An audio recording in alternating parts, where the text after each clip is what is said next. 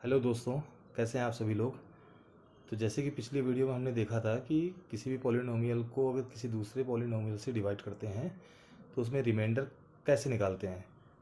तो यहाँ पर मैंने एक मेथड आपको बताया था डिवाइड करके, और दूसरा मेथड हम लेके आए कि रिमाइंडर थ्योरम से कैसे निकालते हैं।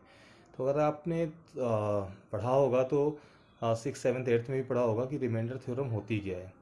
रिमाइंडर थ्योरम कुछ नहीं है, आपने पढ़ा होगा कि dividend equals to divisor multiply quotient plus remainder होता है, तो सबको पता होगा। अब यहाँ पर अगर एक्स स्क्वायर प्लस 3x-2 को x+1 से डिवाइड करेंगे तो x square plus 3x-2 dividend हो जाएगा, x+1 डिवाइजर हो गया, और q से हमने क्वोशिएंट लिख दिया, और रिमाइंडर हमने मान लिया c बचेगा। ये डाल दिया इक्वेशन नंबर 1। अब अगर x+1 से डिवाइड कर रहे हैं तो जिस पॉलिनोमियल से आप डिवाइड करोगे उस पॉलिनोमियल को 0 के इक्वल आप एज्यूम कर लो। क्यों एज्यूम करेंगे ये मैं नेक्स्ट वीडियो में और पिछली वीडियो में भी मैंने आपको बता रखा है, और नहीं समझ में आया तो मैं एक वीडियो और डाल दूंगा। तो x इक्वल्स टू आ जाएगा -1। अब ये x की वैल्यू आप इक्वेशन नंबर 1 में दोनों साइड में रख दो। रखने पर हमें c की वैल्यू मिली -4, और c हमारा क्या था, रिमाइंडर था। तो रिमाइंडर हो गया इस क्वेश्चन का -4। इसी तरह दूसरा क्वेश्चन देखिए कि अगर x की पावर 5 को अगर x स्क्वायर -9 से डिवाइड करेंगे तो रिमाइंडर क्या होगा। अगेन वही रिमाइंडर थ्योरम से करेंगे, सेम फॉर्मूला लिख दिया, dividend equals to divisor multiply quotient plus remainder. अब डिविडेंड हो गया x की पावर 5, डिवाइजर हो गया एक्स स्क्वायर -9, मल्टीप्लाई क्वोशिएंट को q लिख दिया, प्लस रिमाइंडर इसमें ax प्लस बी होगा। क्यों होगा, क्योंकि जब आप एक्स स्क्वायर -9 से डिवाइड करोगे तो एक्स स्क्वायर -9 क्या है, क्वाड्रेटिक पॉलिनोमियल है।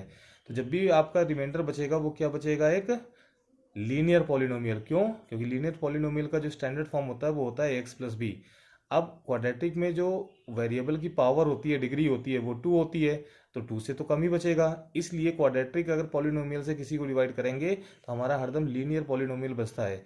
लीनियर पॉलिनोमियल से डिवाइड करेंगे तो हमारा कांस्टेंट बचता है।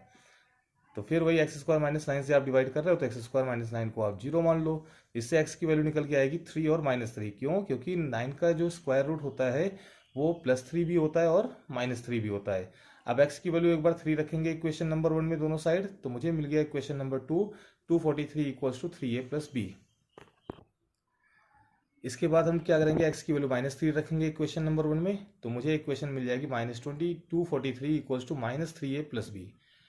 ये इक्वेशन नंबर 2 और 3 को जब मैं सॉल्व करूंगा तो मैं इन दोनों इक्वेशन को ऐड कर दूंगा।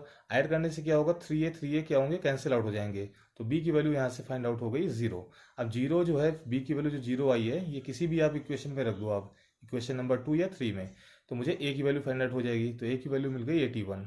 तो रिमाइंडर आपका क्या था, ax प्लस बी। तो a की वैल्यू 81 रखेंगे तो 81x,